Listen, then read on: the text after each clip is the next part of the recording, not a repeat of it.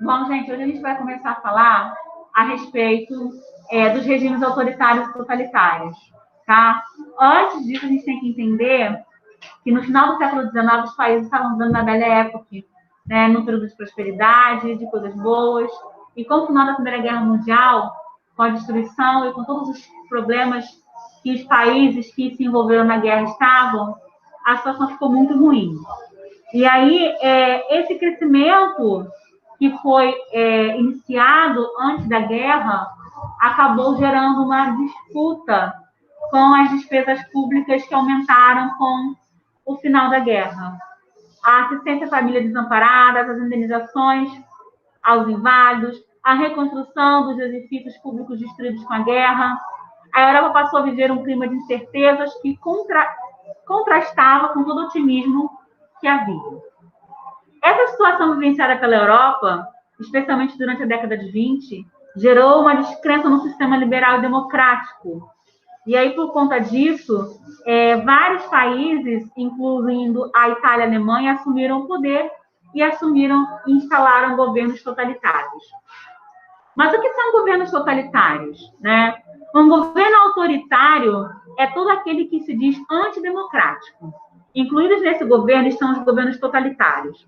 Um regime totalitário, ele consiste numa forma de governo onde o líder político controla todo o funcionamento do Estado, bem como as leis, as punições, os impostos e etc. Essas decisões ficam centralizadas no poder executivo.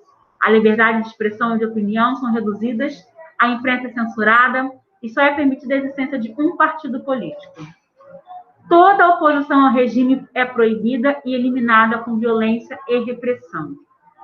Então, um dos principais movimentos totalitários foi o fascismo na Itália. Para superar os danos causados pelo conflito, a pequena burguesia e os ex-combatentes italianos passaram a sugerir a formação de um governo forte, capaz de defender os interesses nacionais, investir na industrialização e recuperar a economia. Só que o governo do rei, o Emanuel III, era muito fraco. E depois de muitas influências, surgiu o Benito Mussolini e a criação do Partido Fascista. Benito Mussolini ele cria um grupo paramilitar chamado Fasce Italiano de Combatimento, onde ele tem 200 mil membros, que são as camisas negras.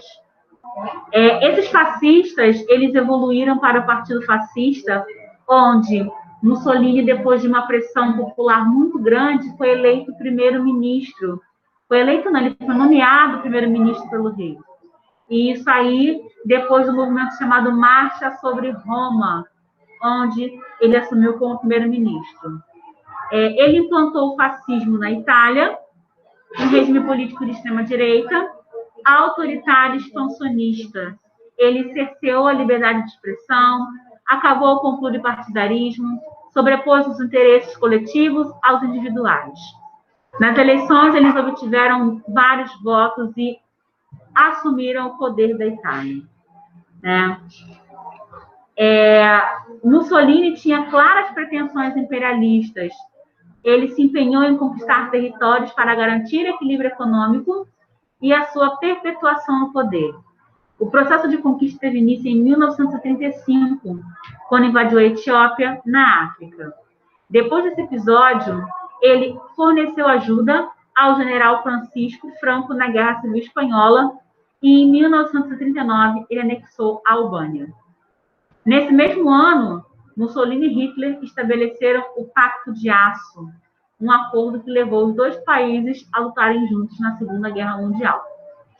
Então, na próxima aula, nós vamos ver como o nazismo ele tomou o poder na Alemanha, assim como o fascismo assumiu a Itália.